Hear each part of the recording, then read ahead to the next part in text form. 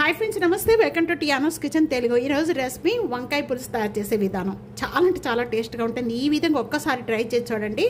అసలు దీంతో పాటు ఒక ఆమ్లెట్ కానీ లేదా అప్పడాలు కానీ వేసుకోండి, అసలు ఇంకేం అవసరం లేదండి, అంత టేస్ట్గా ఉంటుంది. రండి ఇది ఎలా తయారు చేయాలో చూసేద్దాం. ముందుగా వంకాయ పులుసు తయారు చేసుకోవడానికి ఒక లెమన్ సైజ్ అంతా చింతపండు ఈ విధంగా నానపెట్టేసుకోండి. మీకు టైం కనుక లేకపోతే కనుక వేడి నీళ్ళు పోసేసారంటే ఒక 1 మినిట్లో నానిపోద్దండి చింతపండు. వంకాయ పులుసు తయారు చేసుకోవడానికి ఇక్కడ నేను ప్యాన్లో 2 టేబుల్ స్పూన్ ఆయిల్ వేస్తున్నాను. ఆయిల్ బాగా కాయిపోయిన వెంటనే 1/2 టేబుల్ స్పూన్ జీరా, 1/2 టేబుల్ స్పూన్ ఆవాలు. వంకాయ పులుసులో మెంతులు వేసుకోవడం అస్సలు మర్చిపోకండి. మెంతు పౌడర్ అయినా వేసుకోండి లాస్ట్ దించే ముందు, చాలా అంటే చాలా టేస్ట్గా ఉంటుంది. ఇంకా ఎండుమిర్చి 3 లేక 4 పచ్చిమిర్చి, 1 ఉల్లిపాయ ఇలాగ లాంగ్గా కట్ చేసుకోండి. ఉల్లిపాయ బాగా వేగుతూ ఉండగానే కొద్దిగా కరివేపాకు. సాల్ట్ వాటర్లో పెట్టుకోవడం వల్ల వంకాయ కండ్రెక్కకుండా కలర్ చేంజ్ అవ్వకుండా ఉంటుంది. ఈ వంకాయ ముక్కలన్నీ కూడా ఇప్పుడు దీంట్లో వేసేసుకోండి.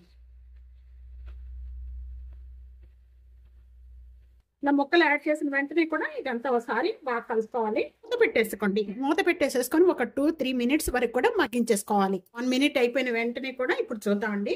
వంకాయ ఈ విధంగా మగ్గిపోతే చాలు. ఈ విధంగా మగ్గిపోయిన వెంటనే చింతపండు జ్యూస్ అంతా కూడా ఇప్పుడు యాడ్ చేసేసుకోండి. ఇలా యాడ్ చేసుకున్న వెంటనే కూడా ఇదంతా కూడా ఇప్పుడు హై ఫ్లేమ్లో పెట్టేసేసుకొని ఒక 2 మినిట్స్ వరకు కూడా మగ్గించేసుకోవాలి.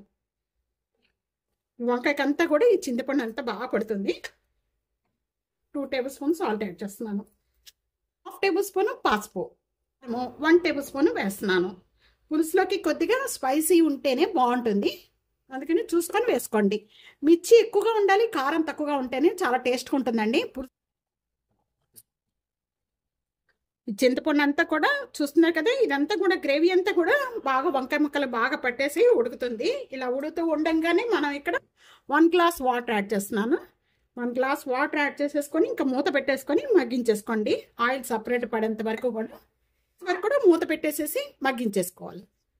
ఇప్పుడు ఓపెన్ చేద్దాం. 4 మినిట్స్ అయిపోయిన వెంటనే ఇప్పుడు ఓపెన్ చేద్దాం. గ్రేవీ అంతా కూడా బాగా చిక్కపడిపోయి ఆయిల్ అంతా కూడా సపరేట్ అయిపోయింది. చూస్తున్నారు, ఇలా ఉంటే చాలా బాగుంటుందండి కలుపుకోవడానికి. అన్నింటిలో కూడా మరీ చిక్కగా ఉన్నా కూడా బాగుండదు.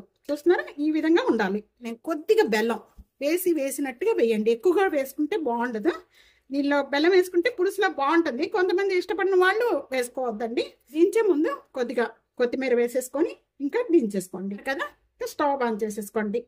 చాలా అంటే చాలా టేస్ట్గా ఉంటుంది. తప్పకుండా వంకాయ పులుసు ఈ విధంగా ట్రై చేసి మీకు ఎలా ఉందనేది కామెంట్స్లో తెలియజేయండి.